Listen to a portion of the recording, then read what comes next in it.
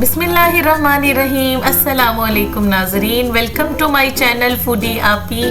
आज आपके साथ बहुत ज़बरदस्ती रेसिपी शेयर करने लगी हूँ, विंटर स्पेशल रेसिपी, जो कि है अलसी के लड्डू या अलसी की पिनिया। बहुत फ़ायदेमंद है सर्दियों में, ख़ास तौर पे आपके पट्ठों के लिए, कमर के लिए, जोड़ों के दर्द के लिए, घुटनों के दर्द के लिए। चलें जी, रेसिपी को करते हैं यहाँ पे स्टार्ट। मैंने यहाँ पर ले लिया है अलसी के बीज, जो कि हैं आधा किलो, और ये देखें ये इस तरह के होते हैं। आपने इसको साफ़ सुथरे से लेना है, अगर साफ़ ना हो तो साफ़ कर लेना है। और इसके साथ ही हम हाफ केजी ही लेंगे, आधा किलो भुने हुए चने, और हमने इसको छिलकों के साथ ही लेना है, हमने इसके छिलके नहीं उतारने।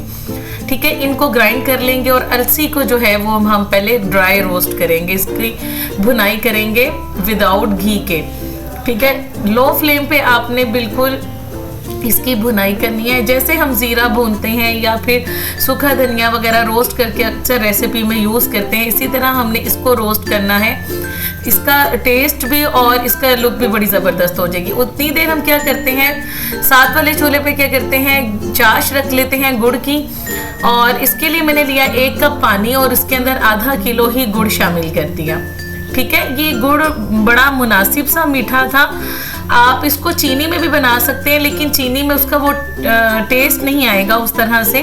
गुड़ का इस्तेमाल करें, गुड़ भी बहुत फ़ायदेमंद होता है। और आप इसकी क्वांटिटी बढ़ा के 3 पाव भी कर सकते हैं, लेकिन मैंने बड़ा मुनासिब सा मीठा रखा है, इसलिए मैंने इसको आधा किलो ले रखा है। ठीक है, उतनी देर हमारी चाश तैयार हो जाएगी। और यहाँ पर ये हमारे बड़े अच्छे से रोस्ट हो गई हुई है ये हमारी अलसी।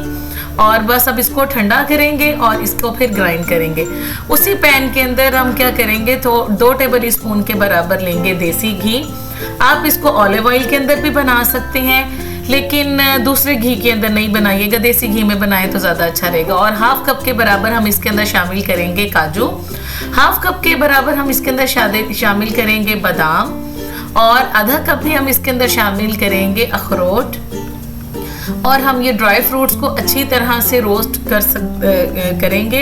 आप इसकी क्वांटिटी बढ़ा भी सकते हैं और आप इसकी क्वांटिटी को कम भी कर सकते हैं। ठीक है, अगर आपके पास कोई एक आधा भी अवेलेबल है, अगर आपको काजू आपके पास नहीं है तो आप इसको स्किप भी कर सकते हैं। ठीक है, अगर आपको पास हैं और आप डाल सकते हैं तो इसको डाल लें, बड़ा अच्छा टेस्ट आएगा। और इसको हमने बहुत अच्छा सा इसकी रोस्ट करना है।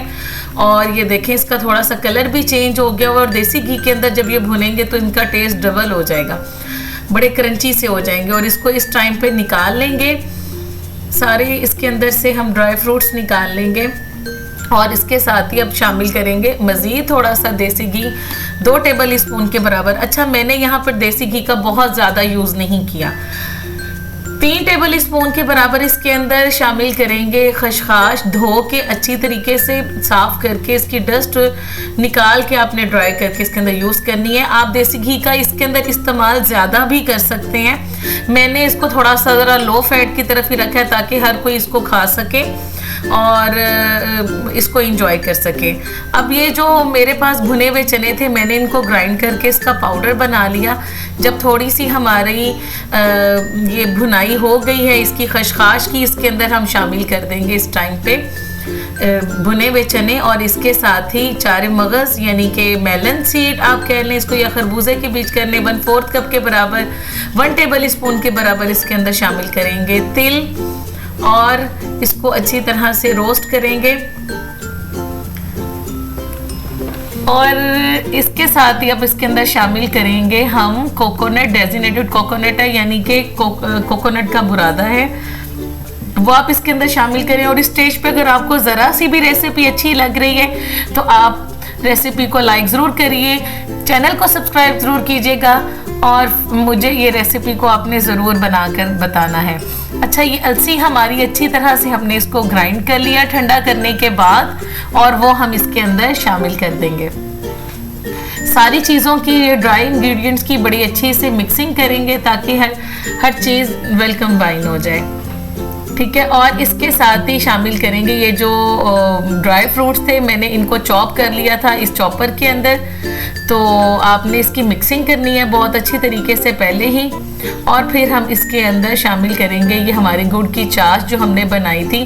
اس کو سٹینر کی مدد سے آپ نے اچھی طرح سٹین کر لینا ہے تاکہ اس کے اندر ڈسٹ یا کچھ بھی اگر ہو تو وہ اس کے اندر رہ جائے اور ہمیں صاف ستھری سی چاش ہمارے مکسچر کے اندر ایڈ ہو جائے. ٹھیک ہے. آپ گڑ کی کوانٹٹی 3 پاؤ بھی کر سکتے ہیں، لیکن میں نے گڑ تھوڑا سا مناسب ہی رکھا ہے. تو اچھا، یہ ویٹ لاس کے لیے بھی بڑی زبردست ریسیپی ہے. آپ اس کو ایک لڈو کو آپ اس کو یوز کر لیں، جیسے hand full of nuts doctor آپ کو کہتے ہیں، ریکمینڈ کرتے ہیں کہ بھئی آپ اس کو لے لیں. آپ اس کو ایزیلی لے سکتے ہیں ایک ٹائم کا میل سکپ کر کے، اور یہ فل آف انرجی ہے. اچھا جی، تھوڑا سا مکسچر ہم نے ٹھنڈا کرنا ہے، بالکل اس کو ٹھنڈا نہیں کرنا ورنہ یہ لڈو نہیں بنیں گے آپ سے. اور اس گرم گرم مکسچر کو جتنے آپ کے ہاتھ برداشت کر سکیں ہم جلدی جلدی سے اس کے لڈو بناتے جائیں گے یا پنیاں بناتے جائیں گے. اگر آپ کو بڑے سائز کی پسند ہے تو آپ اس کو بڑے سائز میں بنا لیں. میں اس کو بلکہ مناسب سے سائز میں بناؤں گی. اور لیجیے، ہمارے بہترین سی السی کی پنیاں ہو گئی ہیں ریڈی. اور آپ نے اس کو ٹرائی ضرور کرنا ہے، سردیوں کو انجوائے ضرور کرنا ہے. اور اس کو آپ کسی بھی ٹائم لے سکتے ہیں، صبح نہار منہ بھی لے سکتے ہیں یا رات کو سوتے ہوئے دودھ کے ساتھ بھی لے سکتے ہیں. چلیے جی، مجھے بھی فیڈ بیک دیجیے گا، کمنٹ سیکشن میں کمنٹ کر کے ضرور بتائیے گا کہ آپ کو ریسیپی کیسی لگی.